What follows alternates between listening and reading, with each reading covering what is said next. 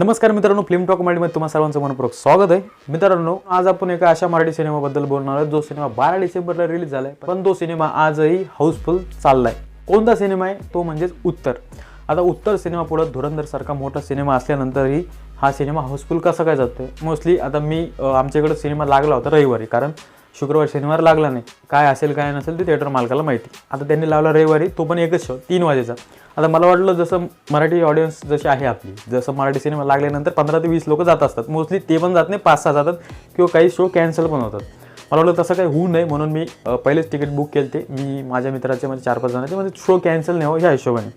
पण ज्यावेळेस मी आतमध्ये गेलो त्यावेळेस मला कळलं की 70 ते 80% थिएटर हे भरलेलं होतं. आणि हे बघून मला आश्चर्यच वाटलं, कारण जर सिनेमा एवढा चांगला होता तर ते शुक्रवारी लावायला पाहिजे होतं. पण शुक्रवारी लावला नाही, त्यांनी तो रविवारी लावला. रविवारी लावल्यानंतर एवढी ऑडियन्स आली तर मग शो वाढवायला पाहिजे होते ना, पण भाऊनी वाढवलेच नाही. मला असं वाटतं की इथून पुढे ते शो वाढवतील, कारण सिनेमा चांगला चाललाय, परफॉर्मन्स चांगला करतोय. भलेही याला लोकांना नाव ठेवू द्या किंवा संमिश्र प्रतिक्रिया असू द्या याच्याबद्दल, पण सिनेमा लोकांना आवडतोय.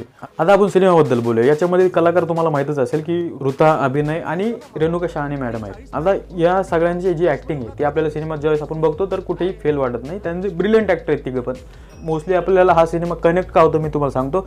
ज्यावेळेस पण आपण पहिल्या क्षणापासून, सिनेमाच्या पहिल्या क्षणापासून अभिनय बेर्डे आपल्याला दिसतो किंवा रेणुका शहाणे मॅडम पण दिसतात, तर ते आपल्याला ऑलरेडी कनेक्टेड असतात. म्हणजे कसं, अभिनय बेर्डे जेव्हा दिसतं आपल्याला वाटतं आपण आहेत, आणि जेव्हा रेणुका शहाणे मॅडम दिसतात त्यावेळेस आपल्याला असं वाटतं की आपली आई आहे. मग असं विचार करून आपण सिनेमाला कनेक्ट होतो आणि पुढे चालतो.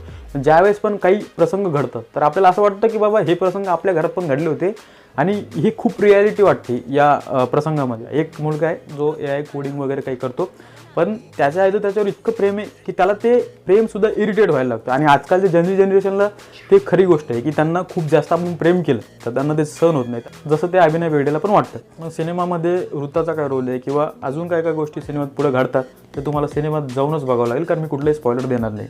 पण मला हे स्पेशली सांगायला आवडेल की मी नटसम्राट नंतर कोणत्या सिनेमात एवढं रडलो असेल किंवा इमोशनल कनेक्ट झालं असेल तर ते फक्त उत्तर या सिनेमामध्ये. म्हणजे इमोशनल कनेक्टेड मी बाकीच्या सिनेमांमध्ये पण झालेलो आहे, पण नटसम्राटमध्ये कसं आपल्याला ठराविक वेळ नव्हता, अनलिमिटेड आपण इमोशनल होत होतो, तसंच या सिनेमामध्ये पण आहे. आली की मिळेल उत्तर.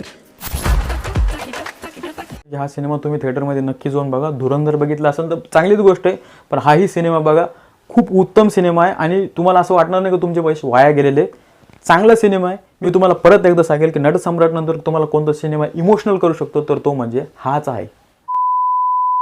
तर मित्रांनो, आजचा व्हिडिओ तुम्हाला कसा वाटला कमेंट सेक्शनमध्ये नक्की कळवा. व्हिडिओ आवडला असेल तर लाईक करा. मराठी सिनेमांच्या अपडेटसाठी चॅनलला सबस्क्राईब करा. धन्यवाद.